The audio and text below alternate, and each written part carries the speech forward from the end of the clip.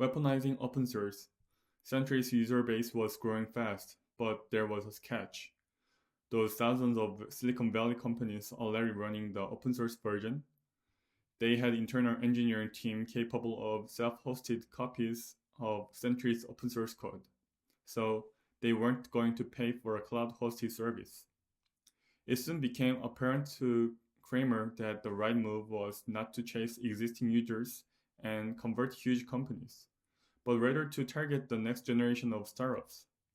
Engineers who had used Sentry at Uber, Airbnb, or elsewhere would take it with them to their next company. And this time, those younger startups would choose the convenience of the hosted cloud version. None of the companies using the early open source version ever converted to cloud, Kramer says. We went after the long tail funnel of what would happen over 10 years. That worked phenomenally for us. Some of the large companies did ask for a paid on-premise offering, but Kramer refused. Uber actually did pay for a year for a support contract. It was a lot of money.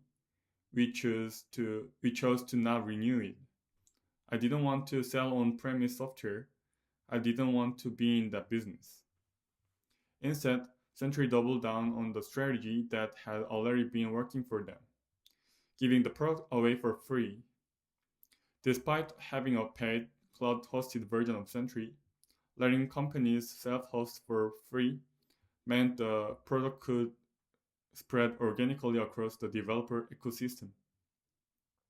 By refusing to war of the product, Kramer used openness as a weapon. That's what open source does. It commoditizes the market, he says. He recalls one telling example. When a payments company switched from a now defunct competitor to Sentry's free self-hosted version, they didn't pay us a dime, but it took away 10 or 20% of that competitor's revenue, he says. Less than a year later, they paid us $500,000 a year. Not only does the competitor not exist anymore, but we don't really have competitors. We removed the market. We got this customer with zero marketing or sales dollars spent.